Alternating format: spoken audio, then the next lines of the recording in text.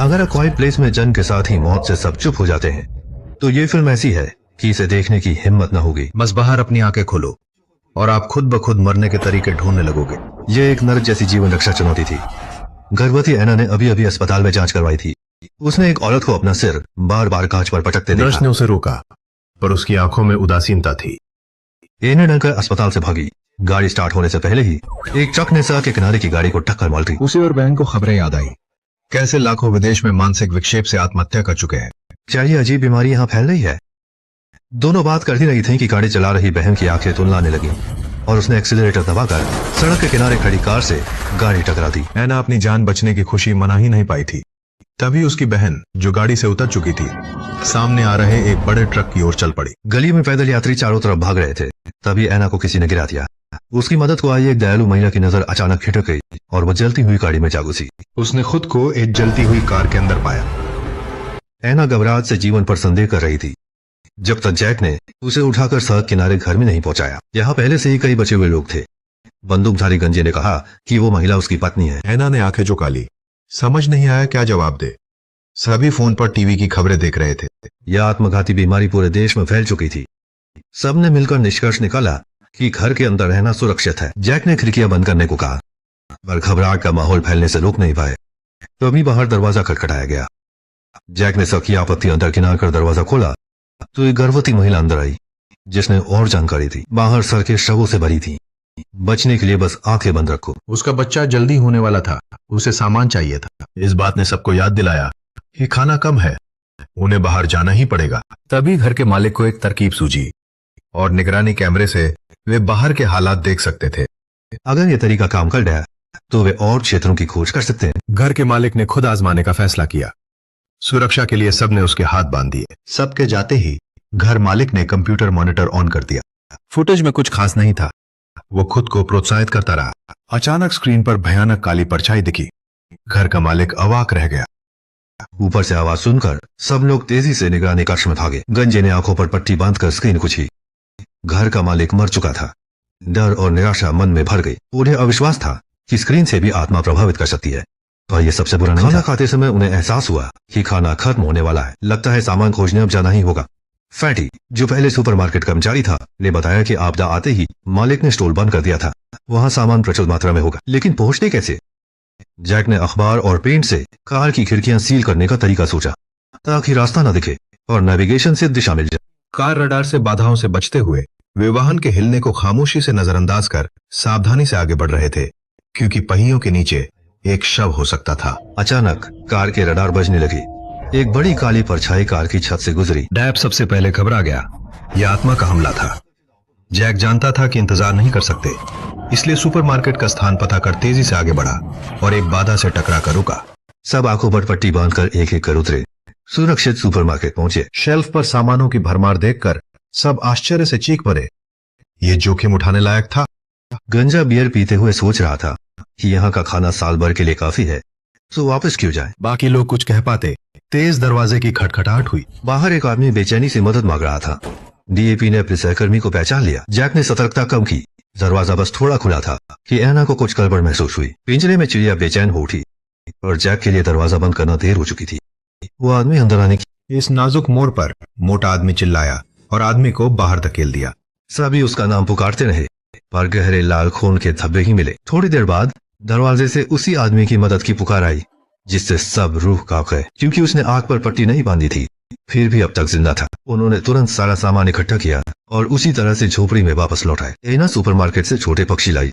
उसे लगा कि वे आत्माओं को भांप सकते हैं। लोग इस रहस्यमयी शक्ति से बचने की सोच रहे थे और अंत में मानवता की भयावहता भूल गए। एक प्रेमी युगल चुपके से गाड़ी लेकर भाग गए। सामान खोजने का एकमात्र सहारा खोकर वे फिर से निराशा में डूब गए। गर्भवती मोटी बहन ने खुद ही दरवाजा खोलकर एक अजनबी आदमी को अंदर आने दिया। आवाज सुन सबने उसे तुरंत काबू किया। अब बेवकूफ मोटी बहन को डांटने का समय न था। पूछने पर पता चला दाढ़ी वाले आदमी की हालत उनसे भी बदतर थी। वो भी घर में छिपा था। तभी डाकू अंदर घुस आए, जो खुद को आत्माओं के अनुयायी बताते थे और बाहर आंखें खोल सकते थे जब वे परिवार को आंखें खोलने को मजबूर कर रहे थे। दाढ़ी वाला आदमी पर गंजे को परवाह न थी। ये धर्मशाला नहीं। उसने दाढ़ी वाले को जाने को कहा। जैसे ही उसने कहा, उसके सिर पर फूलदान से हमला हुआ। सोचा न था कोई इतना अति दयालु होगा। दाढ़ी वाले को रखा और गंजे को गैराज में बंद कर दिया। मोटी बहन को बहुत पछतावा हुआ। बाहर बंद होने का अनुभव पता था, इसलिए दाढ़ी वाले को अंदर आने दिया। उसने एना से वादा लिया कि अगर उसे कुछ हुआ तो वो उसके बच्चे का ख्याल रखेगी, क्योंकि आज मोटी बहन का प्रसव का दिन था। परंतु किसी ने नहीं सोचा था कि ऐना का बच्चा भी आज ही जन्म लेगा। जब सभी बहुत व्यस्त थे तो दाढ़ी वाले आदमी ने संगीत बजाया, एना के दोनों पक्षियों को फ्रिज में रख दिया और फिर खिड़की से अखबार हटा दिए। गैराज में बंद गंजे को गड़बड़ लगी। उसने जैक को आगाह किया। जैक ने पक्षी निकाला ही था कि दाढ़ी वाले ने उसे हथौड़े से बेहोश कर दिया। वो गंजे आदमी की ओर बढ़ा, रिमोट से गैरेज का दरवाजा खोला। गंजे ने डर से आंखें बंद कर ली, पर दाढ़ी वाला बाहर दिखता रहा। वह एक आध्यात्मिक अनुयायी था। ऐना और मोटी बहन ने अभी अभी सफल प्रसव पूरा किया ही था कि दाढ़ी वाला आदमी कमरे में घुस आया और खिड़की पर लगा अखबार फाड़ने लगा। ऐना ने तेजी से सिर घुमाया, लेकिन मोटी बहन एक पल धीमी थी। बाहर का नजारा देख उसका शरीर बेकाबू हो गया और वो सीधे बाहर भागी। प्रलय की मैडोना ने दाढ़ी वाले आदमी से लड़ने की कोशिश की, पर उसने आंखें खोलकर उसकी जान ले ली। जब ऐना रजाई में कांप रही थी, गंजा आदमी लंबी बंदूक के साथ आया और आंखें बंद होने से सहज वृत्ति से ही गोलीबारी करने लगा। दाढ़ी वाला आदमी कूदकर उसे पटक देता है और कैंची से काम तमाम कर देता है। तभी जैक कोमा से जागा, इंस्टिंक्टिवली पास पड़ी लंबी बंदूक छीनना चाहा। रजाई में ऐना को गोली चलने की आवाज सुनाई दी और किसी के आने का एहसास हुआ। रजाई हटते ही जैक का चेहरा दिखा। उसने दाढ़ी वाले को मारकर आपदा खत्म कर दी। पलक झपकते ही 5 साल बाद ऐना और फैट सिस्टर के बच्चे बड़े हो चुके थे और इस अदृश्य दुनिया के आदी हो चुके थे। आज ऐना को सामान लेते समय पास से कार के इंजन की गड़गड़ाहट सुनाई दी। वो तुरंत घर लौटी और जैक को अपना शक बताया। इन्होंने पट्टी नहीं पहनी थी। लगता है ये भी दाढ़ी वाले की तरह आत्मिक प्राणियों के अनुयायी हैं, जो उत्तर जीवियों का शिकार करते हैं। और इत्तेफाक से उसी रात वॉकी टॉकी पर सिग्नल आया कि उन्होंने एक सुरक्षित शरण स्थल बनाया है। जैक ने अंदाजा लगाया कि जलमार्ग से 2 दिन लगेंगे और बीच में एक तेज धारा है जो खतरनाक है। ऐना को यह खबर एक जाल लगी जिस पर दोनों में तीखी बहस हुई, लेकिन अंत में जैक ने ऐना को समझा ही लिया। मगर सामान बांध कर निकलने की तैयारी करते ही आत्मिक प्राणी के अनुयायी आ पहुंचे। जैक ने ऐना से बच्चों के साथ पिछले दरवाजे से भागने को कहा और खुद समय बिताने के लिए सामने आया। इन्होंने कई उत्तरजीवियों का शिकार किया था। हुक से आंख पर पट्टी हटाते थे। जैक को गड़बड़ लगी। उसने तुरंत गोलीबारी का जवाब दिया, पर वे बहुत ज्यादा थे। आवाज से जीतना मुश्किल था। उसने आंखें खोली और फिर से 2 को गोली मारकर गिरा दिया। हल्की हवा चली, जैक की आंखें पथरा गईं, पर उसने हिम्मत से आखिरी अनुयायी को मारकर ही बंदूक अपनी ओर की। ऐना जानती थी कि जैक कभी वापस नहीं आएगा, लेकिन उसे अपनी जिंदगी जीनी थी, बच्चों को पालना था। सामान लेकर ऐना ने उन्हें वॉकी टॉकी वाले शरण स्थान पर ले जाने का फैसला किया। अपनी धुंधली याददाश्त से उसे अपनी नाव मिली और परिवार नदी में आगे बढ़ने लगा। रास्ते में वे आत्मा के अनुयायियों और नदी की बाधाओं से टकराए, पर ऐना ने साहस और भाग्य से सब पार किया। ये सोचने की हिम्मत ना थी कि कब तक टिकेगी। दोहरे दबाव से दम घुट रहा था। असली संकट अब शुरू हुआ था। ऐना को लगा पानी का बहाव तेज हो रहा है। शायद आगे तेज बहाव वाला क्षेत्र था।